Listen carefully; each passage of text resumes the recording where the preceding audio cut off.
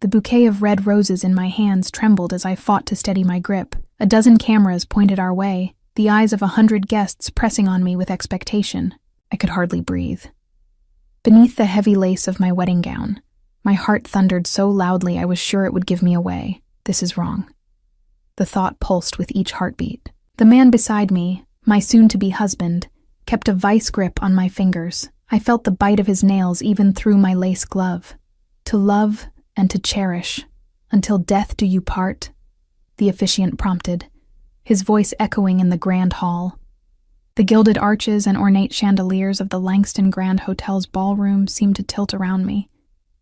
I swayed, my vision blurring at the edges. This was my moment to speak, to seal my fate. My mouth was paper dry.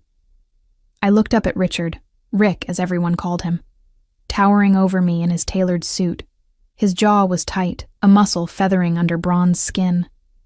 From a distance, any stranger might think he was a nervous groom, anxiously awaiting my answer. But I knew the truth. I knew that subtle tick and what it meant. It meant, don't you dare make a scene. My gaze drifted past him to the rows of guests. My father sat in the front, his face a stern mask of pride and warning. I was the dutiful daughter fulfilling the arrangement he had brokered. The business merger disguised as a marriage. At the end of the aisle, I could see 2 of Rick's security detail standing guard.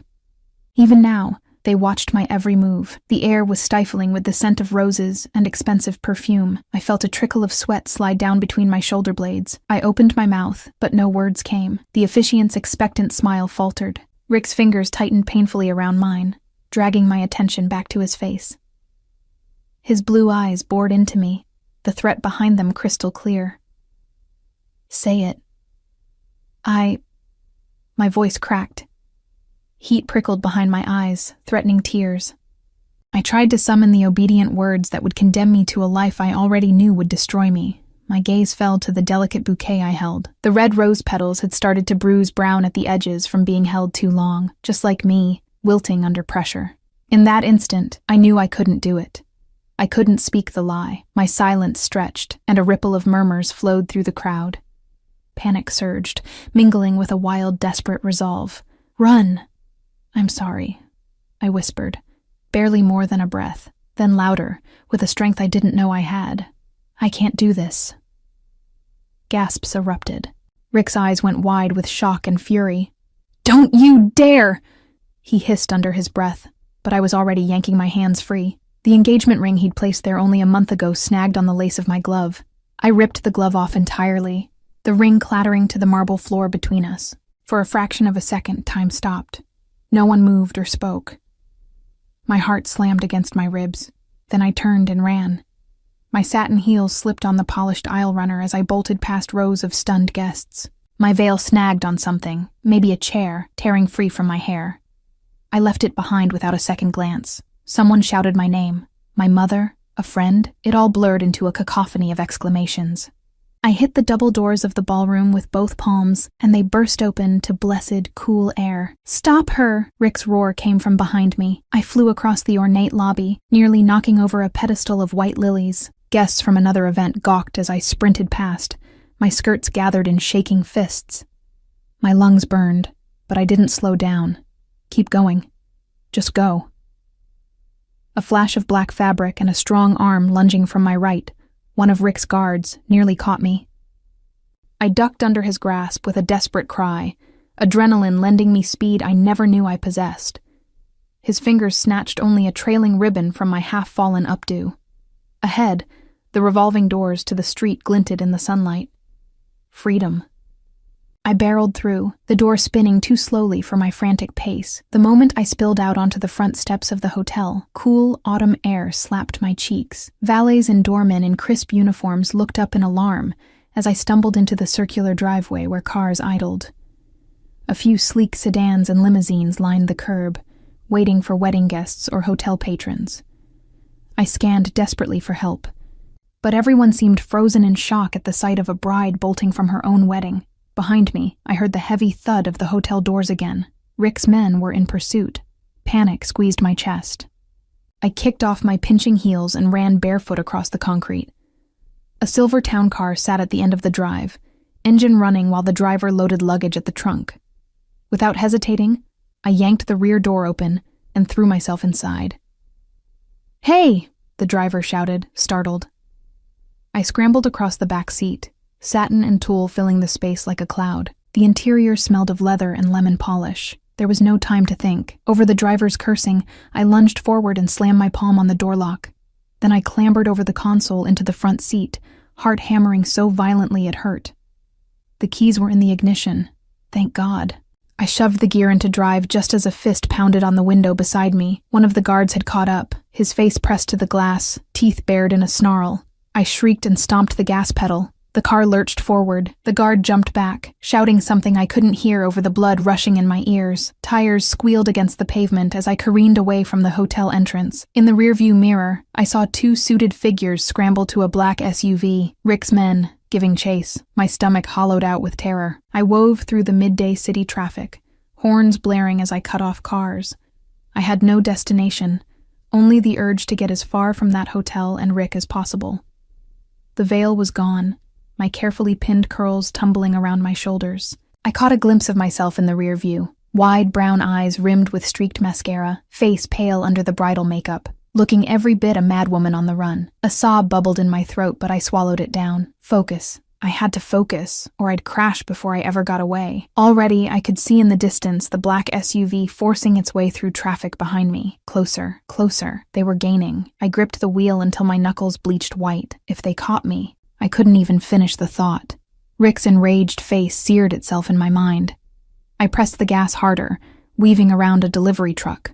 The hotel's plush driveway gave way to city streets lined with glinting skyscrapers. Pedestrians on crosswalks paused to stare as I blew past. Up ahead, a traffic light turned red. I couldn't stop. If I did, I was done. With a silent prayer and a surge of reckless determination, I spun the wheel and took a sudden right down a narrower side street. The car fishtailed, tires screeching. I nearly hit a parked car, correcting at the last second with a cry of alarm. My breath was ragged, chest heaving against the tight corset of my dress. There was an ache building in my side, a cramp from fear and exertion, but I refused to slow. The SUV was still behind me, relentless. Another turn, then another. I had no plan, only the primal drive to escape. Each glance in the mirror showed that dark vehicle closer than before, like a shark closing in. A glint of metal in the corner of my vision.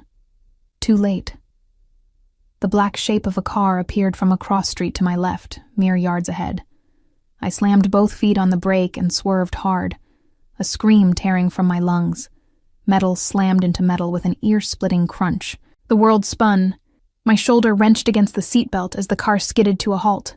For a moment, I forgot how to breathe. White powder, and the acrid smell of smoke filled the air. Airbags? My head swam. I forced my eyes open. The town car's front end had crumpled into the side of another vehicle. A sleek black sedan that now sat at an awkward angle in the intersection. Oh God. I'd hit someone. Pain stung along my collarbone where the seatbelt dug in, but nothing felt broken. With trembling fingers, I pushed the deflated airbag aside. Through the spider-webbed cracks of the windshield, I saw the other car's driver door open. A tall figure stepped out, silhouetted against the midday sun.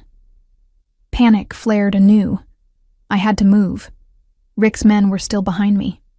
Dazed, I clawed at the door handle and stumbled out onto the asphalt on unsteady legs. The hem of my gown caught on the pedal, causing me to sprawl onto my hands and knees on the rough pavement. My palms stung, bits of gravel embedding in the skin. A shadow fell over me. I looked up, heart in my throat. The man from the other car loomed above, blocking the light. He was... devastating was the first word that came to mind. Tall and broad-shouldered in a charcoal suit that fit him like a second skin, he radiated an aura of tightly leashed power. His hair was thick and dark, swept back from a strong, angular face. For one absurd second, I thought he looked like vengeance come to life. Then I saw his eyes, ice blue, piercing, and fixed on me with an intensity that made my stomach flip. He was saying something, his voice deep and low, but the blood rushing in my ears drowned it out. I scrambled backward on the pavement, a whimper escaping before I could choke it down. Between the crash and my pursuers, I was one frayed nerve away from collapse. The man crouched, hands spread in a gesture of placation. Easy, I caught that word, rounded by a faint accent I couldn't place. Russian? Italian? My brain was too muddled to tell. Are you hurt? Before I could answer, an aggressive shout cut through the air. Step away from her. I twisted toward the voice. The black SUV had screeched to a stop a short distance away. 2 men, Rick's men, were advancing, guns drawn. My stomach turned to ice. A blur of motion. Suddenly, the dark-haired stranger was in front of me, rising to his full, imposing height. He shifted his stance, half shielding me behind his broad frame. Everything about him went still and lethal. "This doesn't concern you," one of Rick's guards snapped. He was a brute of a man, thick neck bulging out of his suit collar. He kept his pistol trained shakily between us. Behind him, the second man circled warily, trying to get to me. "Hand over the girl and we won't have trouble." The stranger's voice was quiet, almost gentle. "Put the guns down." A command, not a request. The guard who'd spoken sneered. "Listen, whoever you are, that's Richard Caldwell's bride. She ran out on their wedding. We're under orders to bring her back." At Rick's name, a sliver of recognition flashed in the stranger's eyes. His jaw tightened. "The lady doesn't seem inclined to go with you." He slid a step to his left, keeping me behind him. I peeked around his arm, trembling. "That's none of your business," the second man growled. "Move, now." Everything happened in a blink. The stranger lunged forward and an object glinted in his hand, a gun of his own, appearing as if from thin air. A thunderous crack split the air. I flinched, a scream catching in my throat. One of the guards cried out, his weapon clattering to the ground as he stumbled back clutching his hand. The stranger had shot the gun right out of his grasp with merciless precision. The second guard reacted, raising his pistol, but the stranger's aim swung to him next. "No!" I shouted, fearing a bloodbath. Miraculously, the man listened. He didn't fire again. He didn't need to. Sirens wailed in the distance, drawing closer. The crash had attracted unwanted attention. For a long moment, nobody moved. Then the uninjured guard grabbed his partner's good arm. I saw fear in their faces now, eyes darting between the approaching sirens and the stranger who had single-handedly disarmed them. "This isn't over," the one with the injured hand spat, voice tight with pain, but they were retreating, shuffling back to their SUV. I sagged in relief as the vehicle peeled away with a screech, leaving black skid marks behind. Silence fell, broken only by the hiss of steam from the wrecked engines. The stranger turned to me slowly. I shrank back reflexively, still on the ground where I'd fallen. My pulse was a wild drumbeat in my ears. He'd just taken on 2 armed men without flinching. Who was this man? He extended a hand down toward me. In the distance, I could see the flashing lights of police cruisers rounding the corner. Panic seized me anew. If the police took me back, they'd hand me straight to Rick and my father. My throat closed up. "I have to go," I gasped, struggling to my feet without accepting his hand. Every part of me hurt, but I stumbled forward, trying to tug free from layers of torn satin tangling my legs. "Please, I can't go back." The stranger caught me by the arms before I face-planted on the asphalt. His grip was firm, large hands circling my upper arms with surprising care. "Easy," he said again, those intense blue eyes locking onto mine. Up close, his face was all hard angles and arresting contrasts, breathtaking and terrifying at once. "Let me go," I pleaded, though I made no move to actually escape his hold. My voice broke on a sob. The sirens were nearly upon us. "They'll take me back. I can't go back." He studied me, a frown drawing his dark brows together. For a heartbeat, I feared he might drag me to the police himself. I had just wrecked his car, after all. But instead, he gave a curt nod. "My car can still move. Get in," he ordered, already steering me firmly toward the black sedan. The vehicle's front fender was crushed, but the engine was apparently still running, purring unevenly. He opened the passenger door and practically lifted me into the seat. I trembled, uncertain if escaping with this stranger was truly wiser than being in police hands. But the memory of Rick's livid face spurred me on. This stranger had stood between me and those men. For now, he was my only ally. He slid into the driver's side. The car protested with a metallic groan as he hit the accelerator, but it pulled away from the intersection just as 2 police cruisers swerved onto the scene behind us. We sped down the next block, leaving chaos in our wake. The stranger drove with one hand on the wheel, the other pressed to a button on the car's console. "Enzo, ho bisogno di te," he spoke sharply in Italian into what I realized was a built-in speaker. His voice was a taut leash on barely restrained anger. "Incidente stradale." Sto arrivando al garage. Preparati. My Italian was rusty, but I caught a few words. Accident, garage, be ready. He must have been calling for help. I shrank into the leather seat, fighting the urge to curl into a ball. My entire body was trembling uncontrollably now that the adrenaline crash set in. The stranger, no, my rescuer, I supposed, glanced over at me. His gaze flicked down to where I gripped the seatbelt across my chest like a lifeline. Slowly, he shrugged off his suit jacket with one arm and held it out to me. Here, he said, not unkindly. I hesitated. Then I realized I was shivering, though the car was warm. Shock. I accepted the jacket and draped it around my shoulders. It smelled of him, clean and subtle, like oak moss and something rich and smoky. The jacket's weight was comforting, its lining still carrying his body heat. Thank you, I managed, my voice barely above a whisper. I wasn't sure if I was thanking him for the jacket, for intervening back there, or for not handing me over to the police. All of it, maybe. His eyes softened just a fraction. In the daylight, they were a clearer blue than I'd realized, framed by thick black lashes. You're welcome. He trailed off pointedly. Elena? I supplied. My throat felt raw from the combination of fear and nearly crying. Elena Davenport. Elena, he repeated. My name sounded different on his tongue, given a gentle emphasis. I'm Dante. Just Dante. He offered no last name. I nodded, clutching the open front of his jacket with both hands. The events of the last hour were crashing into me all at once. I was sitting in a stranger's car, Dante's car, having fled my own wedding. Rick would be livid. My father. Oh God, my father would likely disown me for this very public humiliation. A hysterical laugh bubbled up before I could stop it. Dante's brow creased. Shock, he said, almost to himself. The car took a sharp turn and began descending into a ramp. I realized we were entering an underground garage. He eased the damaged sedan into a secluded corner near a concrete pillar, just as a pair of figures jogged toward us. Two men, both in dark attire, approached. One was stocky and bald, the other lean and armed with a rifle slung across his chest. My heart lurched, but they moved with disciplined purpose. Dante killed the engine and stepped out to speak with them. Through the window, I heard snippets in Italian again, his tone curt as he issued orders. The bald man, Enzo, nodded and hurried off, phone already at his ear. The others stood watch, eyes alert, as if expecting we'd been followed.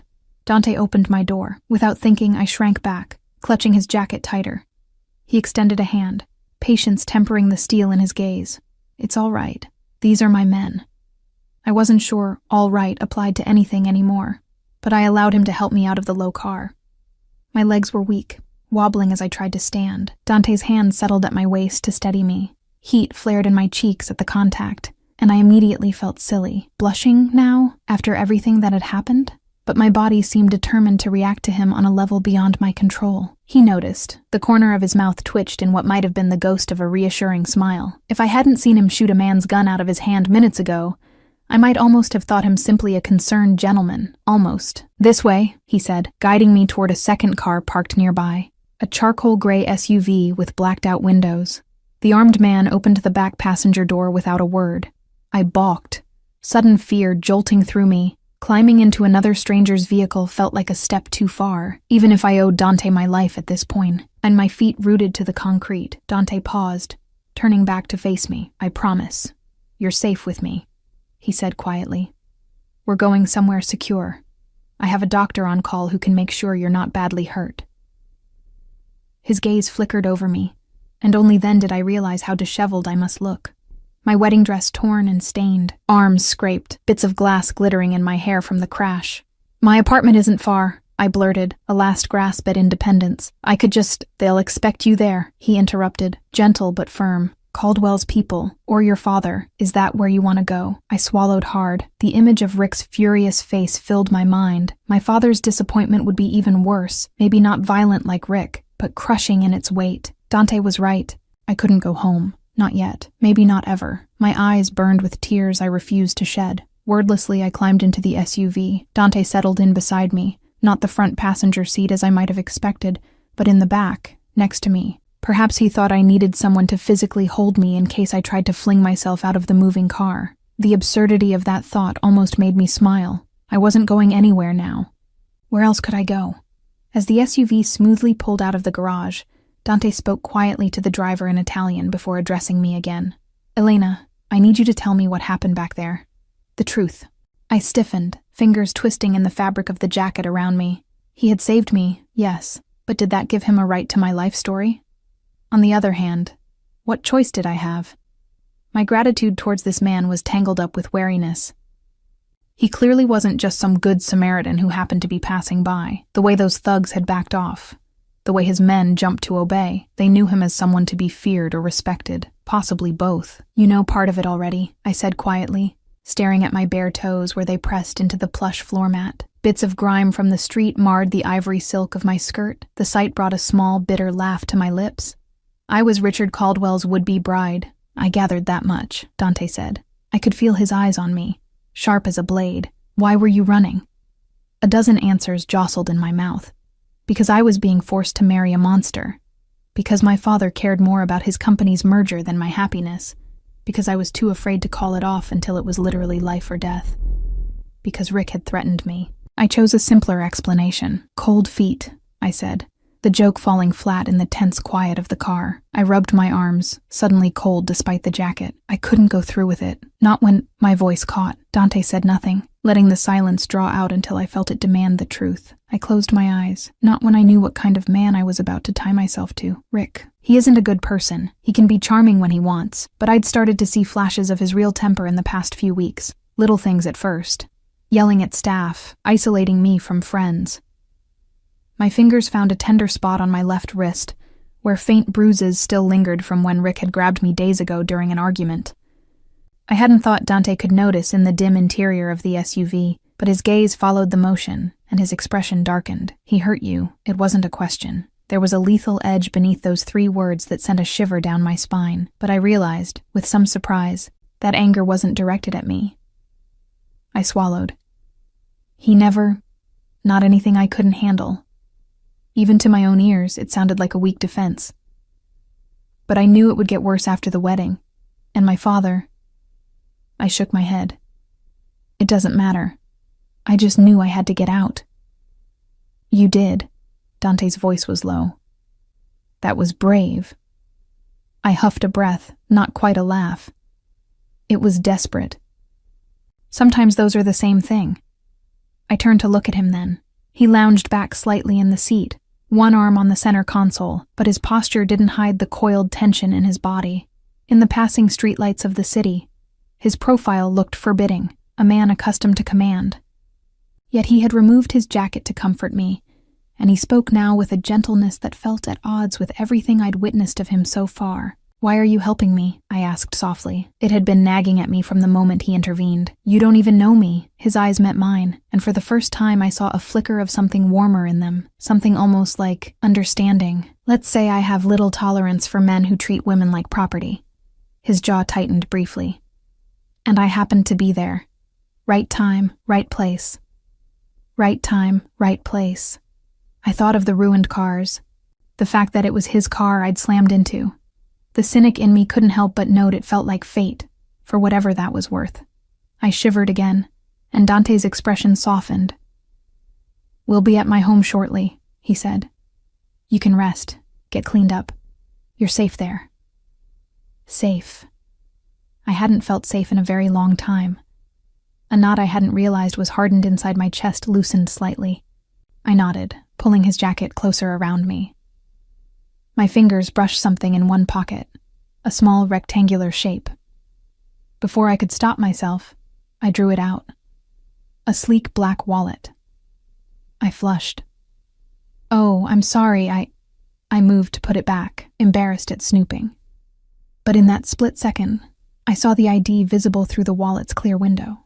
Dante's full name printed below a serious, unsmiling photo. Dante Antonini. My stomach flipped as recognition set in. I knew that name. Anyone who read the news in our city would. Dante Antonini, reclusive investor, philanthropist. And if the rumors were to be believed, one of the most powerful figures in the underworld. A man whispered about in back rooms and fearful murmurs. A man my father had once warned me to stay far away from. My hands went cold. Dante gently plucked the wallet from my fingers and slid it back into his jacket pocket. He was watching me carefully. I realized my reaction must have shown on my face. You're, I stammered. Mafia. He's Mafia. The word hung unspoken between us. My heart kicked into a gallop. I shrank a little against the car door without meaning to, my tired mind reeling. I had traded one danger for another. Dante's eyes hardened, a flash of something like regret crossing his face. He looked away, jaw clenching. "We're here," he said quietly as the SUV rolled to a smooth stop. I hadn't even noticed we'd pulled into a private drive and up to the entrance of a towering high-rise. The building was all sleek glass and steel, looming into the night sky. One of the men from earlier, Enzo, opened my door. He respectfully kept his eyes averted from my disarray. Dante exited on the other side and came around to offer me a hand. I was suddenly hyper-aware that I was about to walk into a Mafia boss's home, wearing a tattered wedding dress, barefoot and vulnerable. Fear warred with an odd sense of reassurance. Dante hadn't harmed me. In fact, he'd shown me more kindness in an hour than Rick did in a year. I placed my hand in his, allowing him to help me out. Under the awning, the lobby doors opened, and a man in a concierge uniform greeted Dante with a deferential nod. We swept through the marble-floored lobby so quickly, I barely had time to register the opulence before we were in a private elevator, rising swiftly. My stomach swooped from the height and the weight of what I'd just discovered. I was alone with a Mafia boss, and he had no intention of letting me go. The elevator doors opened directly into Dante's penthouse. I stepped out behind him, feet sinking into a plush cream carpet. The space was breathtaking, an open floor plan with floor-to-ceiling windows revealing the city skyline ablaze with lights. Sleek, modern furniture in shades of charcoal and ivory filled the living area. A crystal chandelier hung above a marble dining table to the right, and ahead, sunken steps led down to a lounge where a grand piano stood gleaming by the windows. It was the home of a man with expensive taste and an eye for art. Paintings adorned the walls, and a sculpture of twisting black metal caught my eye from one corner. Under any other circumstances, I might have been awed, but now I swayed on my feet, exhaustion and adrenaline leaving me lightheaded. Dante noticed and gently touched my elbow. "Sit," he urged, guiding me to a long leather sofa. I sank into the cool leather gratefully. My dress crinkled around me in a messy cloud of tulle. I felt like a broken doll deposited in a pristine display case. Dante spoke quietly into a phone retrieved from his pocket, this time in English. "Bring up a med kit and ask Mara to send up some clothes for a woman. Small sizes." He paused, listening, then added, "And tell Dr. Chen to stand by." I opened my mouth to protest. I didn't need a doctor for a few scrapes, but Dante had already ended the call. He approached with a glass of water from a bar cart and handed it to me. My fingers were unsteady, sloshing the water until I took a careful sip. "Thank you," I murmured. My voice was starting to come back, though it sounded thin to my ears. He nodded, hovering a moment as if uncertain what to do with me now that I was safely here. In the bright light of the penthouse, I could see the full extent of the damage on my appearance. My once white gown was gray with grime in places, one sleeve dangling by a few threads where it had torn. Blood smeared my knees and forearms from my falls. My hair, once in an elegant chignon, now hung in a tangled, half-fallen braid with bits of debris clinging to it. I was a wreck, sitting in the lap of luxury. "I must look awful," I said with a weak attempt at a smile. Dante's expression remained serious. "You look like someone who's had a very difficult day." His tone was matter-of-fact without judgment. He crouched down in front of me, and before I realized it, he was carefully picking a tiny shard of glass out of the fabric by my ankle. I flinched, more from surprise than pain. He stilled. "May I?" he asked, glancing up at me for permission. Wordlessly, I nodded, with a gentleness I didn't expect. Dante lifted the hem of my dress enough to free my bare foot. I sucked in a breath as he plucked another glittering shard from a scrape on my shin, then another. His touch was efficient, yet cautious. My skin tingled where his fingers brushed. After a moment, he stood. "Wait here. I'll be right back," he said. He disappeared down a hallway and returned moments later with a first aid kit just as the elevator doors slid open again. A woman in a pressed suit, a housekeeper or assistant perhaps, stepped out carrying folded clothes, followed by the burly Enzo from the garage. The woman offered the stack to Dante. "Will these do, sir?" she asked politely, darting a curious glance at me. I flushed, suddenly self-conscious. Dante took the clothes. "Thank you, Lydia. That's fine." He nodded to Enzo, who set a white box, the med kit presumably, on the coffee table. "Stay by the elevator," Dante told him. Enzo inclined his head and moved back towards the lift, giving us space but ready at a moment's notice. Lydia left with a last look of mild concern in my direction.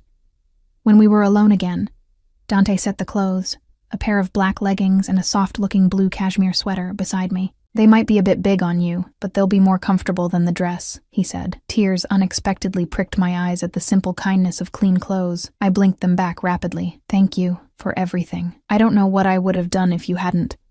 My voice caught, memories of the day's terror washing over me. I looked down, embarrassed by the tears that slipped down my cheeks despite my efforts. In my periphery, I saw Dante slowly sit on the coffee table directly in front of me, close enough that his knees nearly touched mine. He reached out as if to touch my shoulder, then seemed to reconsider and instead opened the first aid kit. "You don't need to thank me," he said quietly. "I'm just glad I was there." He retrieved an antiseptic wipe and gently took my hand. My knuckles were scraped raw, and I hadn't even noticed. "This might sting," he warned softly, then dabbed at the abrasion. It did sting, but I bit my lip and remained still as he cleaned the dirt from my various small wounds. His face was inches from mine as he worked, an enticing mix of strength and careful control. I found myself studying the curve of his dark lashes against his cheek, the subtle lines at the corner of his eyes that hinted he was perhaps mid-30s. A faint scar cut through one of his eyebrows, a thin white line that only added to his air of dangerous elegance. "Why are you being so kind to me?" I whispered. The question slipped out before I could stop it. Dante paused, meeting my gaze. His eyes searched mine for a long moment. "Because you need kindness right now," he said simply, "and I can give it." My throat tightened. When was the last time anyone had spoken to me so gently? Certainly not in the past frantic weeks of wedding planning and pressure. Not even my father, who loved me in his stern, conditional way, had ever been this tender. It made me both hopeful and wary at once. He finished tending my hands and carefully brushed an antiseptic-soaked cotton over the scrapes on my knees. I drew in a sharp breath at the contact. It wasn't pain, but something else that made me flush. Dante cleared his throat and sat back, disposing of the used wipes. "That's the worst of it. The rest are just bruises and scratches that will heal on their own." As if on cue, I yawned. A sudden, jaw-cracking yawn that mortified me. Dante actually smiled then, a brief curve of his lips that softened his austere beauty. "You should get some rest. You've been, though, an ordeal." I nodded, feeling a sudden wash of exhaustion so deep I could cry from it, but I also felt grimy and uncomfortable in the ruined gown. I plucked at the dirty tool. "I should probably change." "Of course." He stood and offered me a hand up from the couch. I managed on my own, clutching the borrowed clothes. The room swayed and dark spots needled at the edge of my vision. Dante steadied me with a hand at my elbow again. Heat rushed to my face. "Sorry, just a head rush." He didn't remove his hand until I was fully stable. "The guest room is this way," he said, gesturing down the hall. I followed him, each step making my legs heavier. My feet were filthy, leaving faint smudges on the pristine floor as we went. I cringed at the sight. "I'm getting your floor dirty," I mumbled. Everything felt surreal. Here I was worried about footprints when my entire life had exploded in the span of an afternoon. Probably shock making me latch onto trivial things. "I don't care about the floor," Dante said firmly. He opened a door and led me into a spacious bedroom suite. The lights came on automatically, illuminating a king-size bed with an upholstered headboard, a seating area by another wall of windows, and a door ajar that revealed a gleam of marble, an attached bathroom. "There's a shower stocked with whatever you need," he told me. "Take your time. I'll be right outside if you need anything." Our eyes met for a fleeting second, and I felt that odd little pull again low in my stomach. He was standing so near, his hand still lightly resting at my lower back from guiding me in. For a moment, I thought he might say something else, but instead, he simply gave a polite nod and stepped back, closing the door to give me privacy. Alone in the luxurious guest room, I released a shaky breath. I peeled off the ruined wedding dress with trembling fingers. Angry red welts marked my skin where the corset bones had dug in for hours. They felt like the physical imprint of the life I'd just escaped.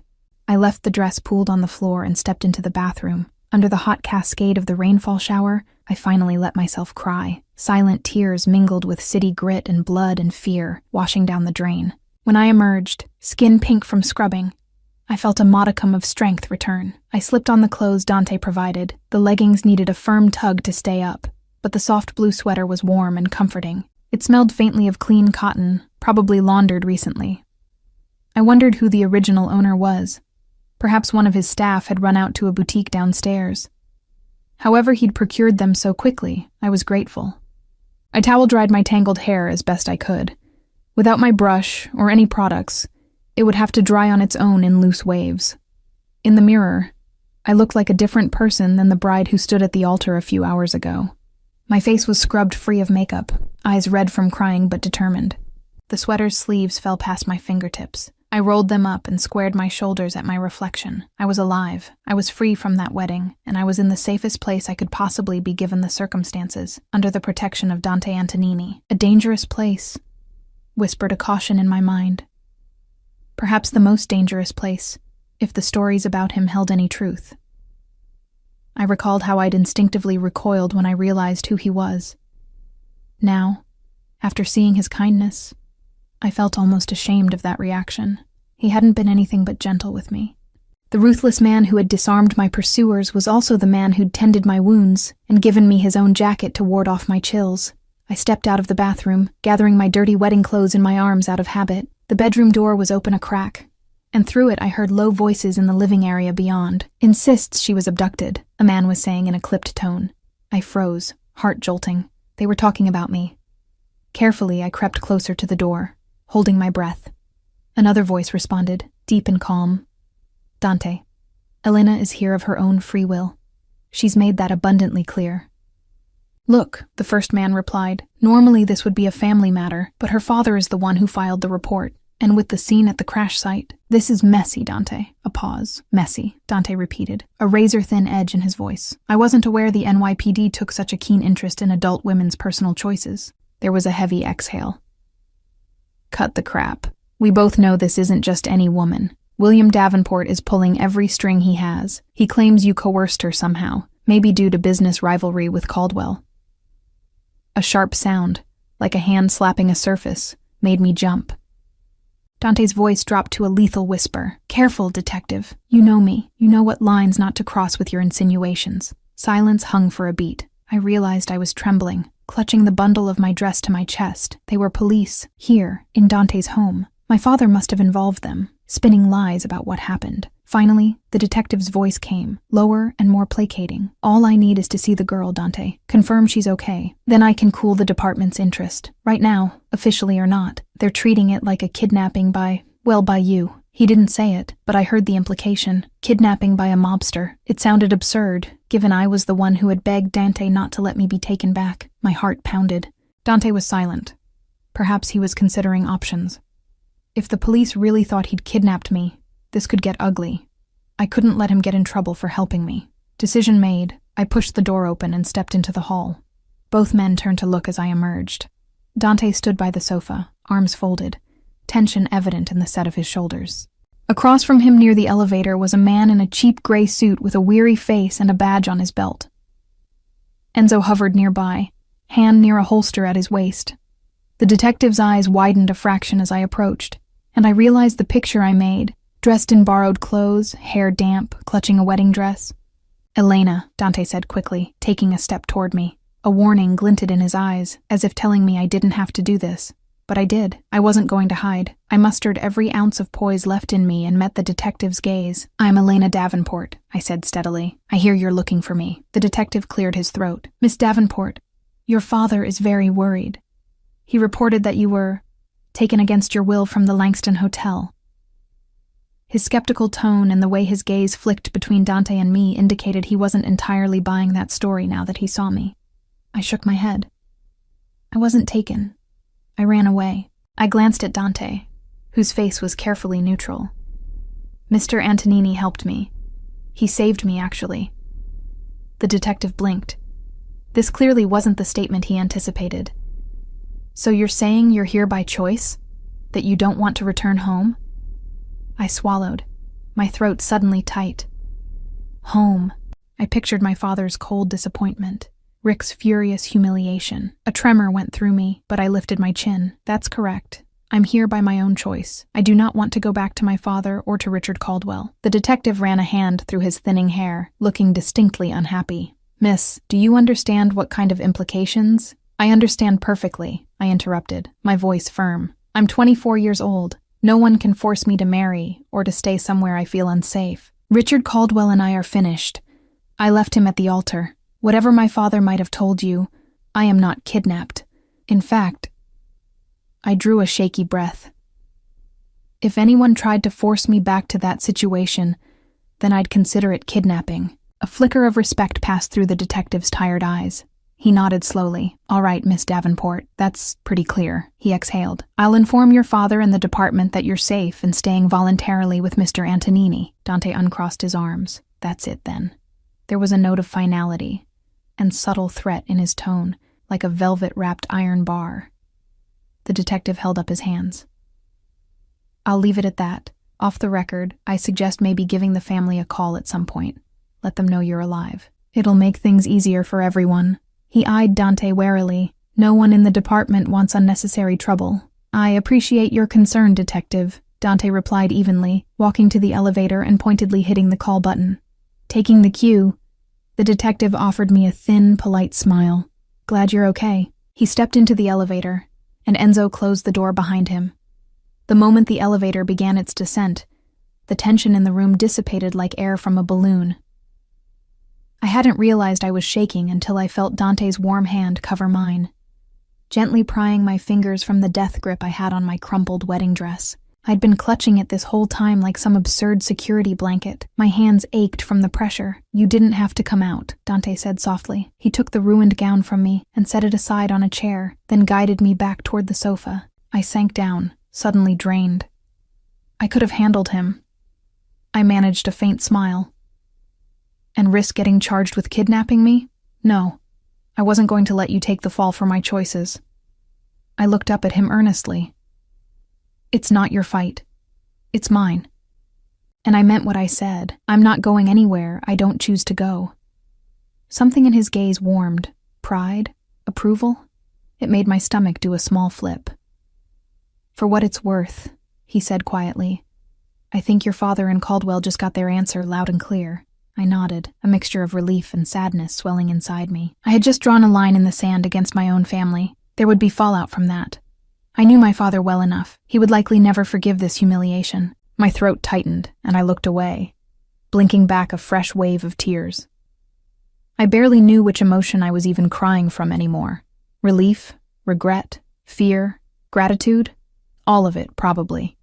Dante's hand stayed on mine, a warm, solid weight anchoring me. His voice was low. Elena, forgive me if this is too forward, but have you got anyone you trust? Friends? Other family? If you wanted to go to them, I could arrange. I squeezed his hand without thinking, panicking at the idea of leaving this safe harbor. No, I said quickly. No, I don't want to go anywhere else right now.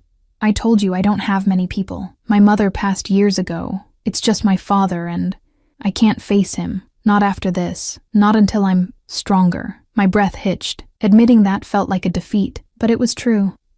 I wasn't ready to confront the wreckage of my old life. Dante's thumb brushed lightly over the back of my hand, a soothing gesture. Okay. You can stay here, as long as you need. I looked at him through my tears. His face was so earnest, so determined. I wondered if he realized he was still holding my hand. If he did, he gave no sign of discomfort. For once, the closeness of a man didn't make me want to flinch away. It was the opposite. I found myself leaning toward him, drawn to the steady calm he exuded. He cleared his throat, seeming to become aware of our proximity. Gently, he released my hand and rose. I immediately missed the warmth. I'll give you some time to rest, he said. My home is yours for as long as you like. No one will bother you here. I swallowed the emotion clogging my throat. You've already done so much. I don't want to be a burden.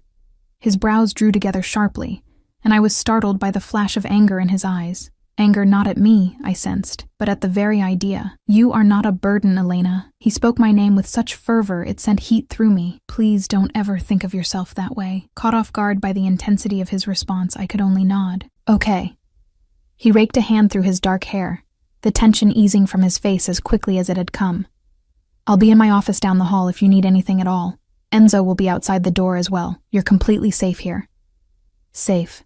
There was that word again. For the first time in as long as I could recall, I believed it. Despite everything, maybe even because of everything, I felt safer with Dante than anywhere else in the world. Thank you, I murmured again, wishing I had stronger words. My exhaustion was returning full force, tugging at me to lie down. He gave a faint smile and inclined his head. Get some sleep, Elena. After he left, I curled up on the sofa rather than returning to the bedroom. The space felt too large and lonely without him nearby. Pulling a plush throw blanket around me, I let my heavy eyelids close.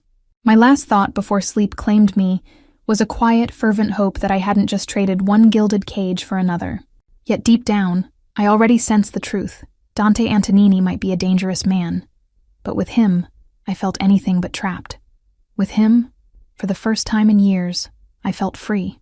I slept for 13 straight hours. When I finally surfaced from the depths of dreamless exhaustion, it was late morning. Sunlight poured through the penthouse windows, painting warm rectangles on the hardwood floor. For a brief, blissful moment, I didn't remember why I was waking on an unfamiliar sofa wrapped in a cashmere throw.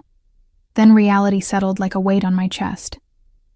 I was safe, but I was also effectively a refugee from my own life. Pushing aside the blanket, I sat up. My muscles protested, bruises announcing themselves across my knees, shoulder, and ribs. Yesterday's events played in my mind, the runaway dash, the crash, Dante emerging like a dark knight, the showdown with Rick's men, and then the quiet moments where he'd tended to me, listened to me, defended me even against the police. He'd given me no reason to doubt him, yet a part of me still marveled at the situation. I rose and padded to the window, drawn by the view. From this height, the city looked almost peaceful. Tiny yellow cabs crawled along streets far below. Pedestrians were mere dots. I wondered if any of those people down there had heard the news, the society wedding that imploded in scandal. Perhaps by now my escape was tabloid fodder, runaway heiress, or jilted groom headlines, with speculation rampant. The thought made me wince.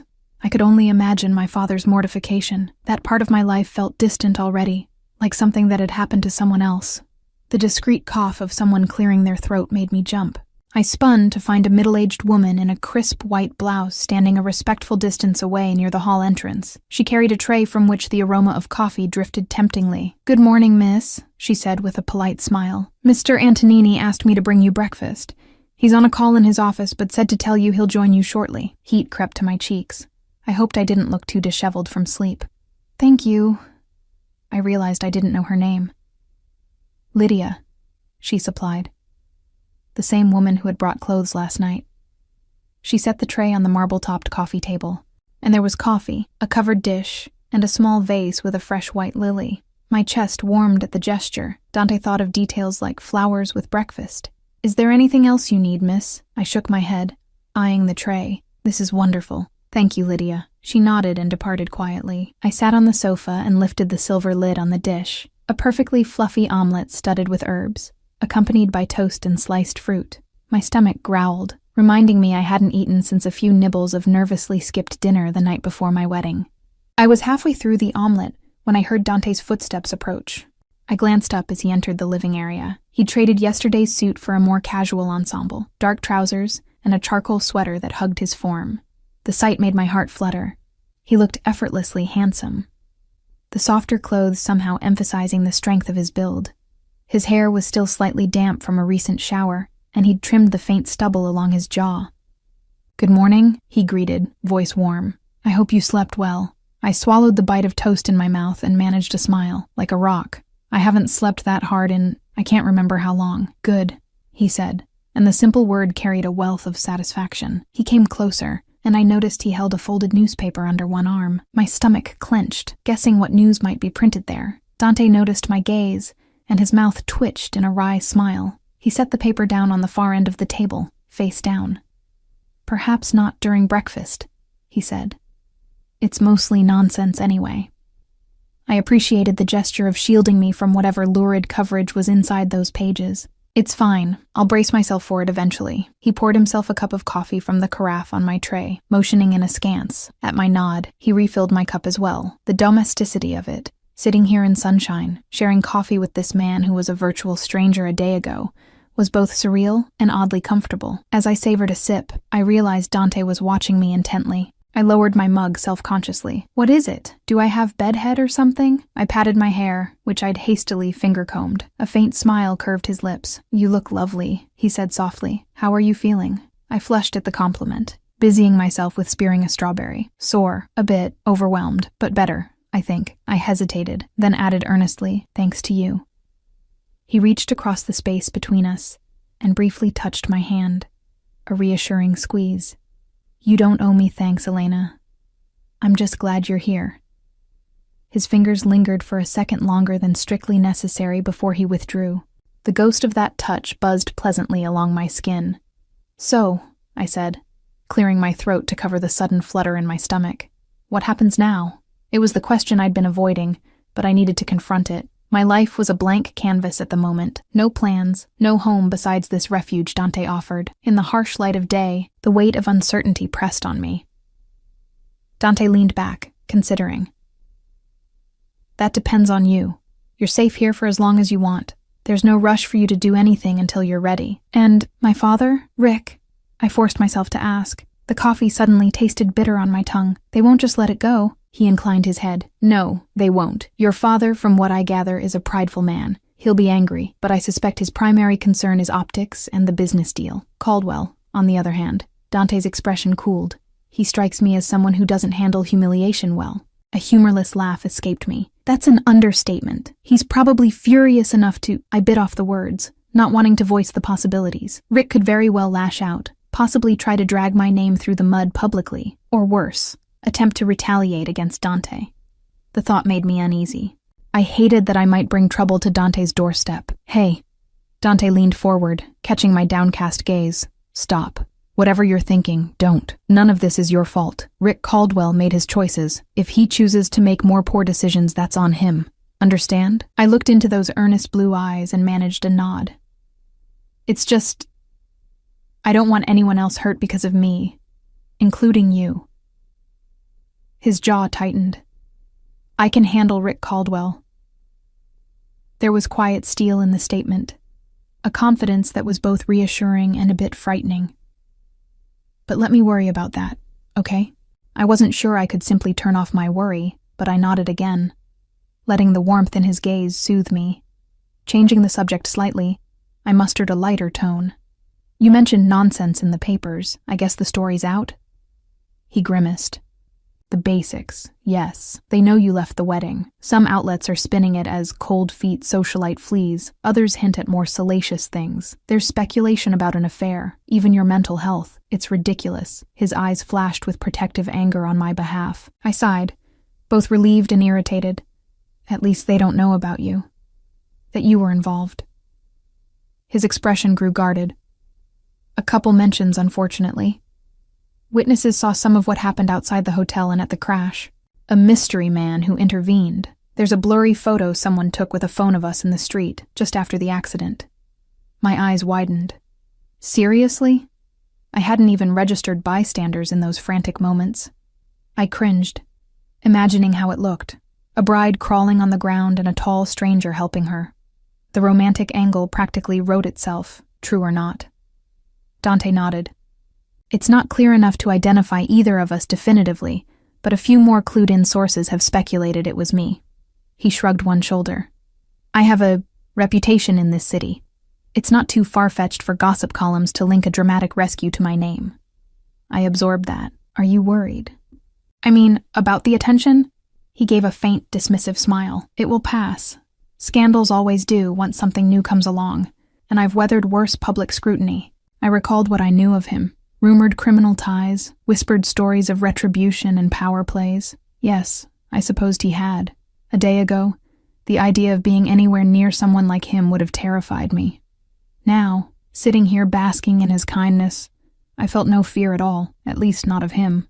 The fear that lingered was of how much I'd already come to rely on him for my sense of safety. That was a new kind of vulnerability. We finished breakfast, and Dante insisted I relax, gently overriding my half-formed offer to help clear the dishes.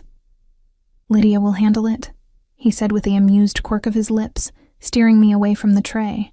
"Besides, I believe you haven't seen the terrace yet." He guided me to a set of glass doors off the living room that I hadn't noticed before, hidden behind sheer curtains. Opening one, he revealed a large rooftop terrace. Potted jasmine and rose plants lined the edges, filling the air with a sweet, fresh fragrance. There was a seating area with plush outdoor sofas and a low table, as well as a stone railing that overlooked the city. My eyes widened in delight. "This is beautiful." I stepped out into the crisp air. We must have been at least 30 or 40 stories up. "I can't believe I missed this last night." "You had a lot on your mind," Dante said softly. joining me at the railing. He rested his forearms on it, gazing out over the skyline.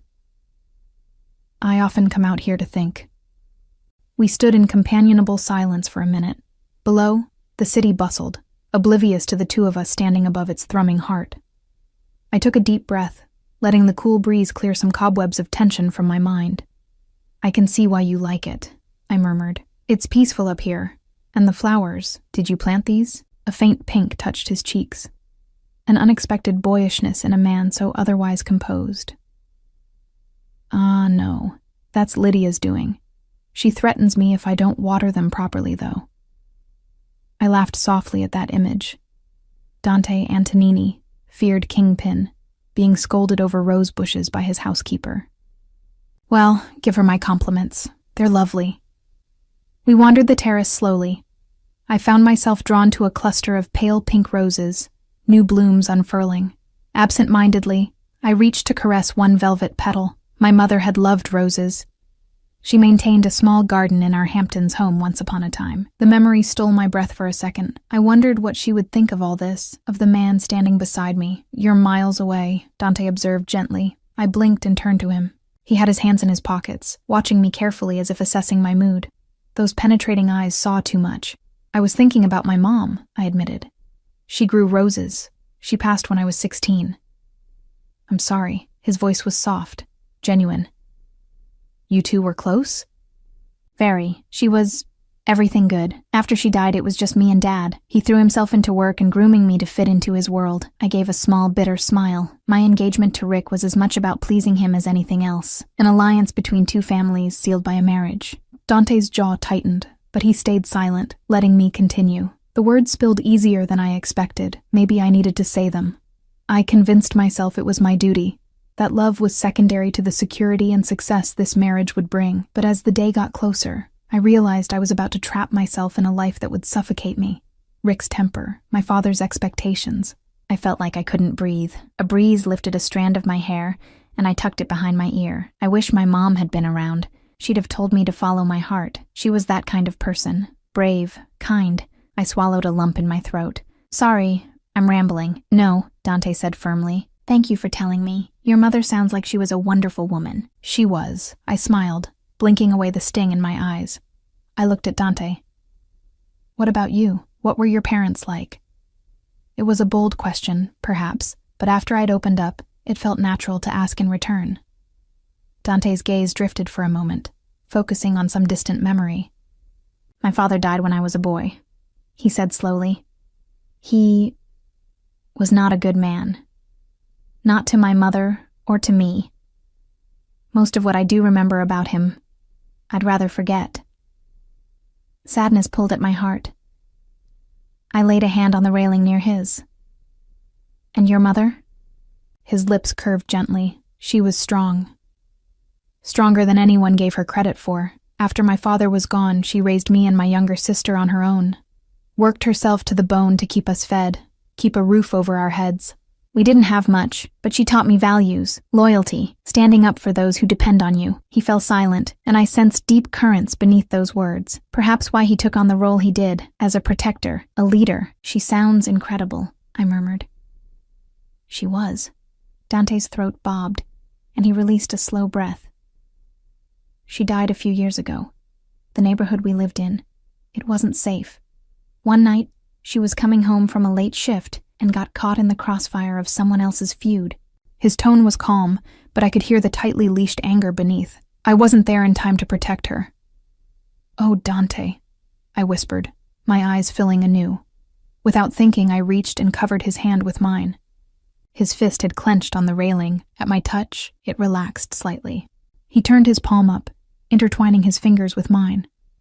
The gesture was so natural, yet intimate. "That's part of why I can't stand men like Caldwell," he said quietly. "Men who think they own everything and everyone around them, who create collateral damage with their selfishness." He looked down at our joined hands. "I swore after my mother's death that I would never be powerless to protect those I care about again." My heart did a strange flip. Those I care about. Did I fall into that category already for him? The way he held my hand, The way his thumb unconsciously stroked my knuckles sent warm tingles up my arm. I realized with a sudden clarity that this dangerous, complicated man had in a matter of hours become someone I trusted deeply. And more than trust, I cared about him too, in a way I couldn't yet fully define. We lingered there, a charged hush between us. I wanted to say something meaningful, to thank him again, or to tell him how sorry I was for his pain. But the words knotted in my throat. In the end, it was Dante who broke the silence with a rueful chuckle, releasing my hand gently. "Listen to me, going dour on such a nice morning." "No," I asked. I protested softly, missing his warmth immediately. He offered a faint smile and tapped the newspaper still lying on the table inside. "Perhaps we should get the worst of this over with." I followed him back inside and, fortified by coffee and empathy, we sat and skimmed the day's coverage. Some of it made me wince. Some made me laugh in disbelief at the outright fabrications.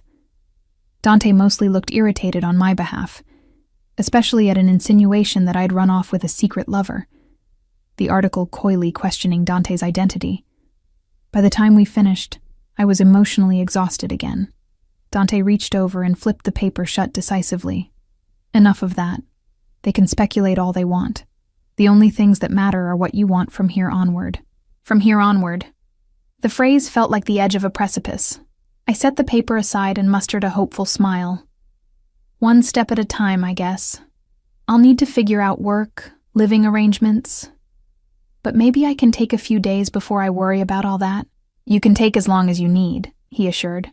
"Money is not an issue, if you need help until you're on your feet." I shook my head immediately. I have some savings of my own. My mother left me a little, separate from my father.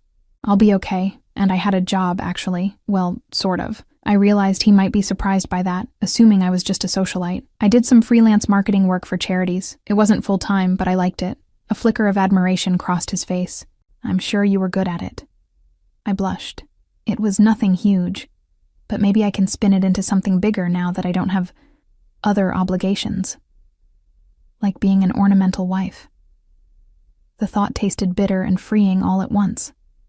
He seemed about to respond when a knock sounded at the door. Enzo's voice came through. "Boss, it's Marco. He says it's urgent." Dante's demeanor shifted in a heartbeat, the relaxed, almost gentle man of the morning replaced by the cool, focused leader. He shot me an apologetic look as he stood.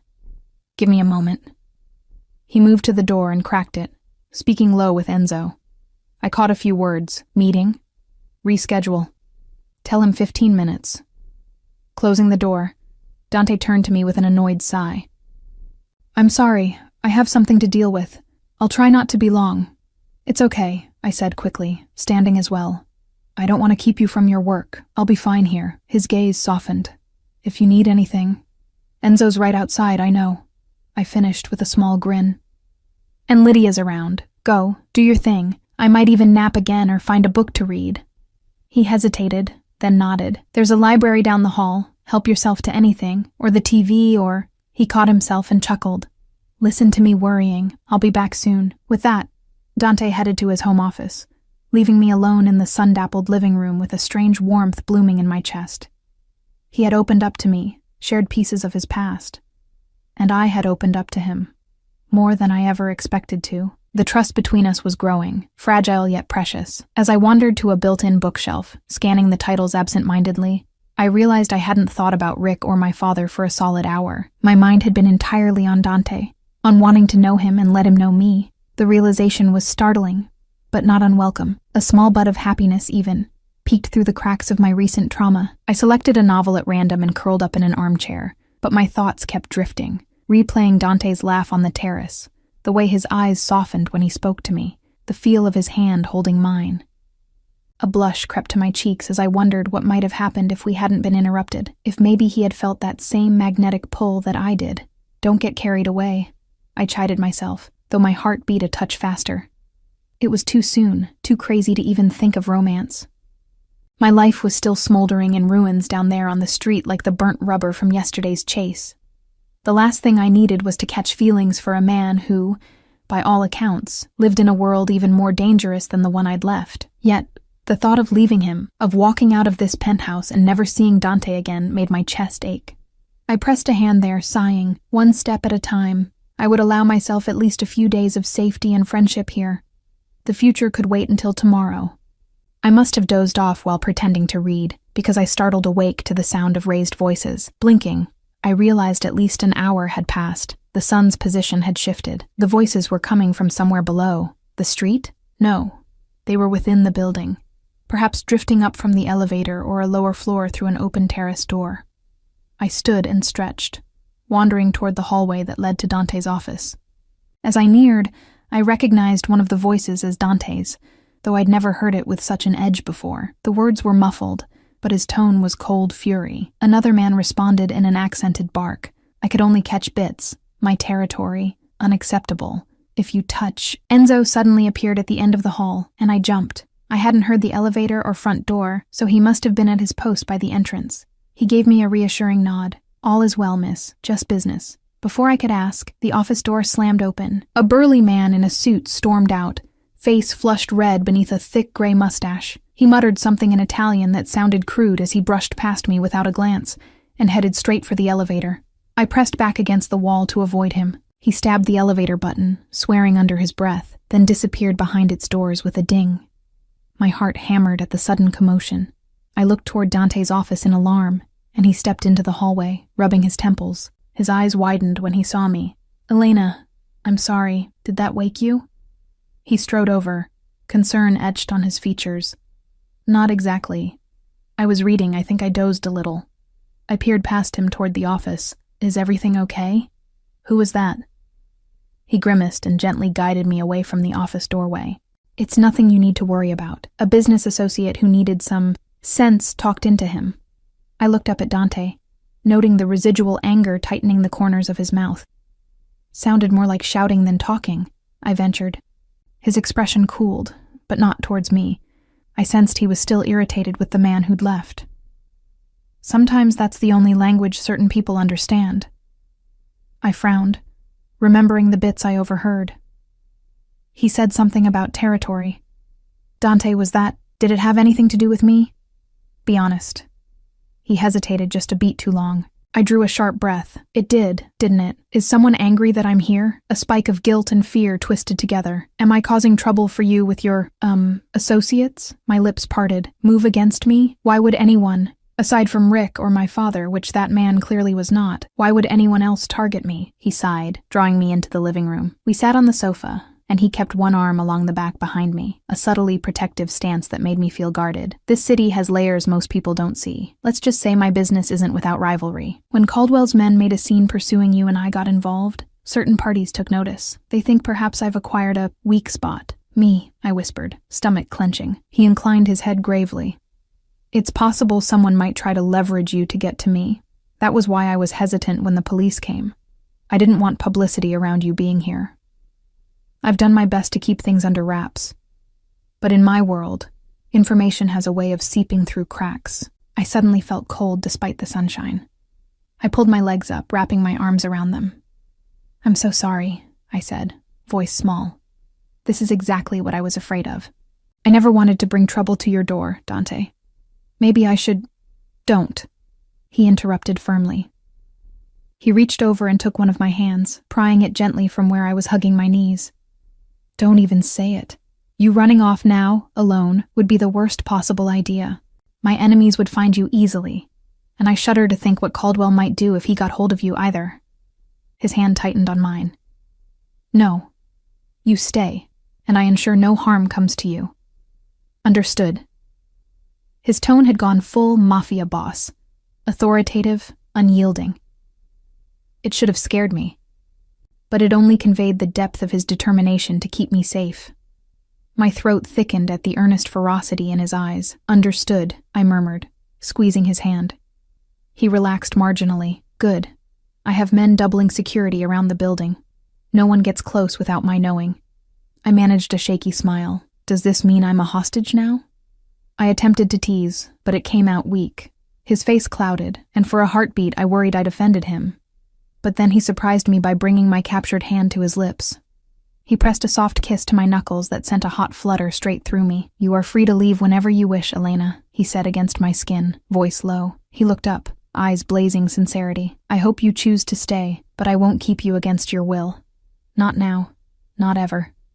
Please believe that." My breath caught. The contrast between his fierce declaration and the tender brush of his lips on my hand had my heart somersaulting. "I do," I said quietly. "I believe you." And I did. Dante might be accustomed to command, but he'd given me every opportunity to decide for myself. Even just now, he'd asked for my understanding, not blind obedience. We sat like that for a moment, something electric building in the air between us. His thumb caressed the back of my hand slowly, and I realized I was leaning closer, drawn in by the gravitational pull of him. His gaze flicked to my lips and back, and I felt my own part in a silent invitation. A loud buzz from the door intercom broke the spell. We both startled slightly. Dante exhaled, muttering an apology as he released my hand and stood.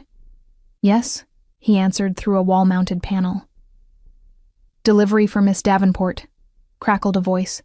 From a boutique, my brow furrowed. A delivery? For me? Dante looked equally puzzled for an instant. Then something dawned on him. He glanced to me. "Were you expecting anything from your home? Or maybe one of your friends sent something?" I shook my head. But then an inkling hit. My dress. Yesterday at the church, I'd had a small overnight bag with a change of clothes for after the reception, which I left behind in the bridal suite. Perhaps someone had been kind enough to send it. I did have a bag at the hotel. Maybe my friend Rachel had it sent here. I told her I was safe but didn't give details, though. Dante nodded slowly and pressed the intercom. "Send it up." Enzo met the courier at the penthouse door while Dante and I waited a few steps back. When Enzo returned, he carried a large flat box tied with satin ribbon. He set it on the table. The courier was already gone. I approached the box, heart picking up. It was too nicely packaged to be my overnight bag. With a questioning glance at Dante, I tugged the ribbon and lifted the lid. Inside, nestled in tissue paper, was the most exquisite champagne-colored evening gown I'd ever seen. Beaded lace, delicate off-shoulder straps, a flowing chiffon skirt. It was beautiful, and completely unfamiliar. Atop it was a card. I plucked it up and immediately recognized the bold, scrawling handwriting. My blood turned to ice. "What is it?" Dante asked sharply, noticing my reaction. I wordlessly handed him the card, my hand trembling. He read it, jaw clenching. "Elena, since you didn't get to wear the last dress I gave you for a wedding, here's another for a funeral. Antonini's specifically." My breakfast lurched in my stomach. The implication was clear. Rick intended to kill Dante, and me to wear this dress to mourn. It was a threat, wrapped up in pretty paper and vile intent. Dante crushed the card in his fist, fury radiating off him. "That bastard," he growled. I sank onto the sofa, suddenly dizzy. "He has my address. This address. How?" My voice wavered. We had been so careful to keep me hidden. How had Rick found out I was with Dante, much less where? Dante paced like a caged panther. "It has to be someone in the building or my organization leaking information. Or perhaps a guess. He knows I own this building." He stopped and faced Enzo. "Get Marco on this. I want to know who handled that delivery from start to finish. And double our watch on Caldwell's known associates." Enzo nodded grimly and retreated to make calls. I stood, wrapping my arms around myself. Fear for Dante overshadowed my own terror. "He's unhinged," I whispered. "Truly insane. Dante, what are we going to do?" He gently grasped my shoulders and held me back so he could look into my eyes. His own were like blue fire. "We're going to stop him," he said simply. "He's coming for me regardless. I'll be ready. He wants a war. He'll get one." A sliver of dread coiled in my stomach. "But if he has people helping him," Dante's expression was resolute. "I have people too. Loyal people." I kept things contained earlier, hoping to avoid this very scenario. But Rick has forced my hand. He drew a thumb tenderly across my cheek. "I need you to trust me now." I nodded without hesitation. I trusted him with my life, but I also didn't want him risking his on my account. Panic swelled at the prospect of something happening to him. "Just promise me you'll be careful," I whispered. He smiled, a fierce, protective smile. "I plan on living a very long time, especially now that I have something to live for." The way he said it left no doubt what, or who, that something was. My breath caught. Before I could respond, he pressed a firm, swift kiss to my lips. "Stay with Enzo and Lydia. I have to make some arrangements. I'll come find you soon." I watched him stride out, barking orders to Enzo in a low voice. My heart was in my throat. The world I'd fallen into was erupting in conflict, and all I could do was cling to the faith I had in one man to see us through. Clutching the delicate fabric of that hateful dress, I slowly sank to the floor. With tearful determination, I began ripping the gown to shreds. Piece by piece, bead by bead, I destroyed Richard Caldwell's cruel gift and all the fear it carried. When I finally stopped, chest heaving, the dress lay in tatters around me. I wasn't that terrified girl he tried to break anymore. I would face whatever came next by Dante's side, come hell or high water. And I silently vowed that Richard Caldwell would never touch me, or anyone else, ever again. The hours that followed were a blur of tense preparation. Dante mobilized his resources with surgical precision. Armed men in suits came and went from the penthouse, receiving orders, reporting on intel. I caught snatches of conversation as I hovered anxiously on the sidelines, locations being scouted, names of known associates of Rick being tossed around, surveillance feeds checked. Dante remained in control at the center of it all, a general orchestrating his forces. Gone was the gentle confidant from the terrace. He had donned the mantle of a Mafia don fully now, yet every so often, amid barking directives, he would seek me out with his eyes, in offering a small reassuring nod or squeeze of my hand in passing. It was the only thing that kept my panic at bay. As dusk fell, Dante pulled me aside to the quiet of his bedroom, away from prying eyes.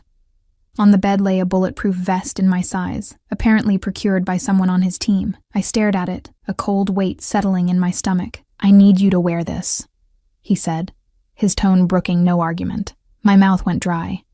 Are we going somewhere?" He hesitated.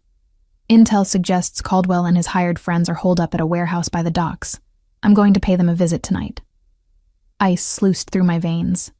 Tonight, it was happening. My knees felt weak. "Then why do I need, in case anything happens here while I'm gone?" he interjected gently. "I don't expect it. They'll be occupied with me, but I won't take chances." I realized he meant to leave me behind, and a flood of both relief and fear washed over me. I didn't want to be a hostage to be used against him in a fight, but the thought of him going into danger without me there made me almost equally ill. Sensing my turmoil, Dante placed his hands on my shoulders. "Enzo and a full team will guard this building. You'll be safe here." "What about you?" I whispered, voice trembling despite my efforts. I clutched the front of his shirt. "I don't want you walking into a trap." His eyes softened. "It likely is a trap, but not the one they think. They expect to catch me off guard, perhaps alone. They underestimate my preparedness." He brushed a knuckle under my chin. "This ends tonight, Elena, one way or another." Tears pricked my eyes. "Please be careful." It was all I could choke out. He pulled me into a fierce embrace. I buried my face in the crook of his neck, breathing him in. Sandalwood and resolve. He pressed a hard, slow kiss to my temple. "I have too much to live for to do anything but win," he murmured. We held each other until Enzo knocked on the open door, clearing his throat. "Boss, it's time." Dante pulled back, and with painstaking care, helped me into the slim-fitting vest. His fingers lingered on the straps as he adjusted it over my sweater. "Keep this on until I return, promise me." "I promise." My voice shook. Satisfied, he nodded. Then with one final kiss, a brief, soul-searing press of his lips to mine, he turned and left the room. I followed as far as the hallway, where two of Dante's men gently intercepted me, making it clear I was to stay put beyond that point. Dante glanced back at me before stepping into the elevator with Enzo and 4 other men, each armed. He gave me a reassuring half-smile that didn't reach his eyes. Then the elevator doors slid shut, and he was gone. The next hour was pure agony. Lydia sat with me, holding my hand as I restlessly paced the living room. 2 guards remained posted by the entry. The television was tuned to a local news station, but my attention was fractured, ears straining for any word. I expected perhaps to hear distant sirens or an explosion, something cinematic, but the city around me gave no sign of the confrontation underway. When my nerves couldn't take it, I sank to the sofa and bowed my head, silently praying to any power that be to keep Dante safe and bring him back to me. Lydia murmured comforting words I barely processed. My mind conjured worst-case scenarios on a loop. A sudden sharp crackle came from the coffee table, jolting me. One of the guards had set a 2-way radio there before Dante left. I realized it was Enzo's voice coming through, tinny but clear. "Secure. Repeat. Package secure." Package? My heart leapt. Did that mean Rick or Dante? Another voice responded on the radio. Marco, I thought. Copy that. Any casualties? Minor on our side. 6 hostiles down or incapacitated. Antonini is clear. I nearly collapsed in relief. Dante was okay. They'd done it. The guard by the radio quickly silenced the volume as a precaution, but I'd heard enough. Tears of joy sprung to my eyes and I covered my mouth with a shaky hand. Lydia squeezed my shoulder, smiling. He's all right, dear, she soothed. I nodded, exhaling a ragged breath. He was all right. They'd won. The nightmare would soon be over. I stood, adrenaline still surging. I need to be downstairs when they come in, I said, suddenly desperate to see Dante with my own eyes. The guards exchanged looks. Mr. Antonini instructed you stay here, one began. I know, I said quickly, grabbing a sweatshirt from the coat rack to throw over the vest. I'll stay inside the building, I promise. But I need to see him as soon as he arrives. Please. I gave them what I hoped was a convincingly steady look. Perhaps it was the glow of victory in the air, but they relented. One escorted me down to the lobby in a private service elevator, while the other remained upstairs. In the lobby, a few armed men I recognized from earlier stood at attention. Through the glass front doors, I saw 3 black SUVs pull up in the circular drive out front. My heart pounded as I watched figures emerge. Dante was at the head of them, striding inside with purpose. Enzo and the others flanked 2 prisoners whose hands were secured behind their backs with zip ties. One was Rick, disheveled, a bruise blooming on his temple and fury twisting his features. The other was a gaunt man with Slavic features, likely one of the friends Rick had recruited. Both were shoved forward by Dante's men, likely to be taken somewhere for, well, I didn't care what became of them right now. My entire being was focused on Dante. I rushed across the polished marble floor. Dante! His head snapped up at my voice. The hard cast of his face melted into palpable relief. He closed the distance in a few long strides. I threw myself against him, unmindful of the audience. His arms wrapped around me, crushing me to his chest. For a moment, neither of us spoke. I just clung to him, tears of relief soaking into his shoulder. I felt his lips pressed to my hair and temple in frantic succession, as if needing to physically reaffirm I was real and safe. Elena, he whispered, the single word carrying a world of emotion. I leaned back just enough to drink him in. Aside from a few cuts on his cheek and a tear in his sleeve, he looked unscathed. The tension he wore into battle was easing, his eyes warm on mine. You're okay, I breathed, smiling through my tears. I am now, he murmured, cupping my face with one hand. He seemed about to kiss me, but a harsh scoff from a few yards away interrupted. Well, isn't this a hallmark moment? Rick spat, glaring at us. 2 guards held him firmly, but his lip curled in disgust. Should have figured you'd be down here panting for him, Elena. Always had a thing for strays, didn't you? Dante tensed to lunge, but I grabbed his jacket, stepping forward myself. Enough. I was done being afraid of Richard Caldwell. I faced him head on. Shut up, Rick, I said, my voice surprisingly clear and strong. You lost. It's over. His eyes flicked to the shredded vest visible under my unzipped sweatshirt, and a nasty sneer split his face. Look at you, playing dress-up in a bulletproof vest, like you're one of his little gang now. This what you wanted? Huh? To be the Mafia's whore instead of mine? My cheeks burned. But I refused to be baited by his cruelty. Before I could retort, Dante moved to my side. His hand found the small of my back, steadying, but also claiming. When he spoke, his voice dripped lethal calm. Mind your tongue, Caldwell, or I'll remove it. Rick barked a laugh. Why should I? You're going to kill me anyway, aren't you? Big man, Antonini. Couldn't fight me one-on-one, so you ambushed us. He jutted his chin at the gaunt man next to him. Took out half of Petrov's crew. You're a dead man walking, you realize. There'll be retaliation. The other prisoner, Petrov, presumably, said something rapid and angry in Russian to Rick that I didn't catch. He looked just as murderous as Rick, but Dante's men swiftly separated them a few extra paces. Dante just smiled coldly.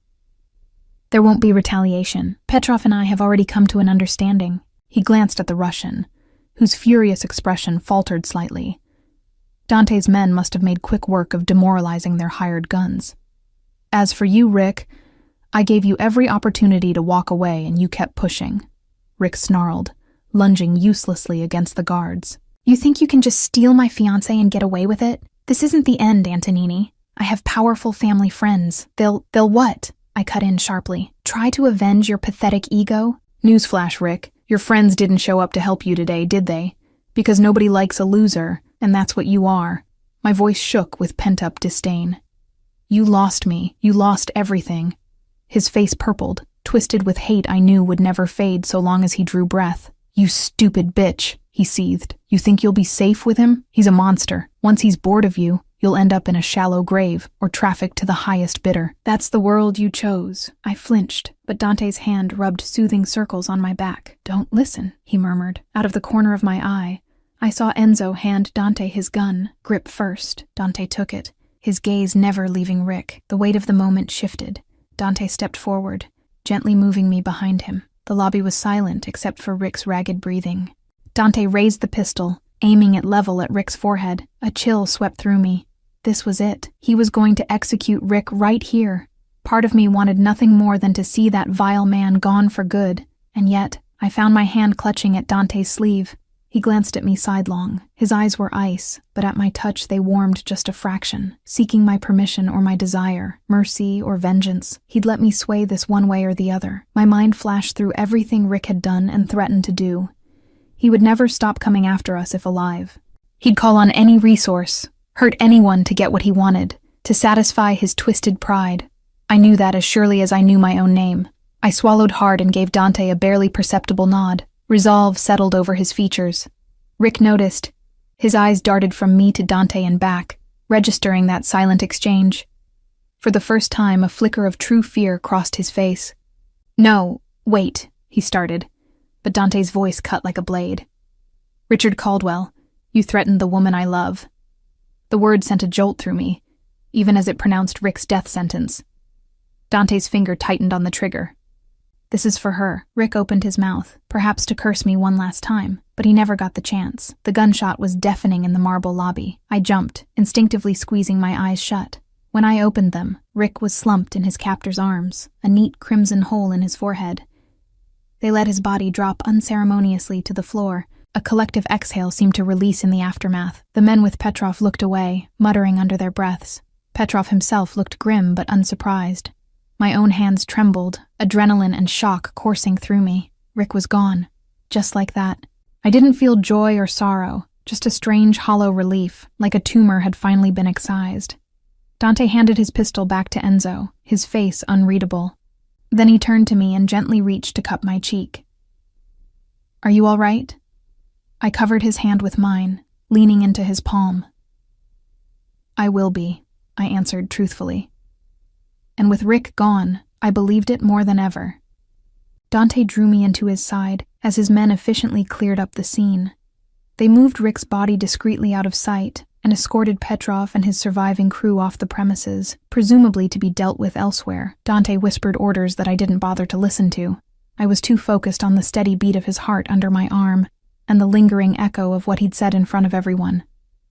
The woman I love. Before I could even process that fully, Dante was steering me gently back toward the elevator. "It's done," he murmured as the doors closed us in blessed privacy. His shoulders sagged slightly, the weight of violence and responsibility draining now that it was just us. I looked up at him, the man who had crashed into my life like fate itself, my guardian devil, my dark knight. He had been ruthless when necessary, yet the way he gazed at me now was so tender it made my heart ache. "You okay?" he asked again softly, brushing a thumb over my lower lip. I realized I was trembling and attempted a smile. "I'm okay, just processing." My eyes searched his, finding equal parts concern and adoration there. You said you loved me." My voice was barely above a whisper. He let out a faint, almost self-conscious laugh. "That I did." A crease of worry formed between his brows.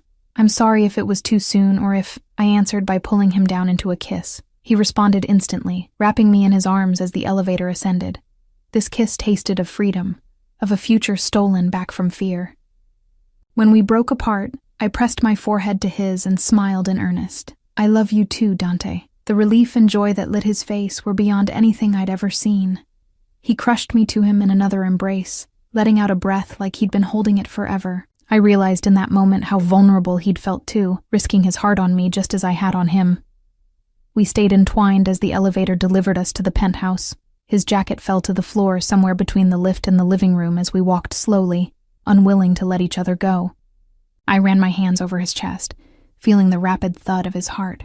He was alive. We were alive. And we were together. Nothing else mattered. Dante tilted my chin up, studying my face with reverence. "You are astonishing," he murmured. "Brave and beautiful and mine.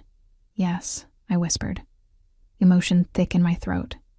Yours. He kissed me again, deeply and without reservation, and I lost myself in it, knowing that this, here in Dante's arms, was where I was always meant to be. Months later, as winter's first snow fell outside the window, Elena found herself curled up in Dante's arms by a crackling fire. So much had changed in such a short time. She had learned the depth of her own courage and the boundlessness of Dante's love. Penny for your thoughts, Dante murmured, brushing a kiss against her hair. Elena smiled, tightening her arms around him. Just thinking how lucky I am, she whispered. He tilted her chin up to meet his tender gaze. In the dancing firelight, the wedding band on his finger glinted, the matching one on hers a warm weight that reminded her this was no dream.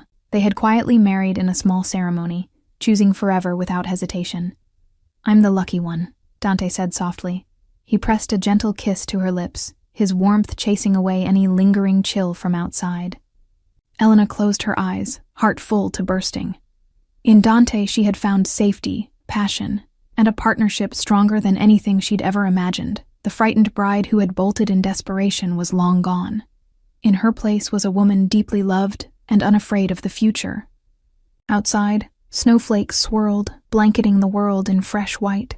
Elena drew back just enough to look into her husband's eyes. Thank you, she whispered, emotion thick in her throat. For what? Dante brushed a thumb over her cheek. For catching me when I ran, she said, voice quavering with happiness. For giving me the life I never dared dream of. His answering smile was as radiant as the firelight. Always, he vowed, I will always catch you, Elena. She leaned in and kissed him, slow and sweet, savoring the promise between them. Whatever storms they had weathered were behind them now. Together, they had found a love born from chaos and forged in trust, a love neither of them would ever let go.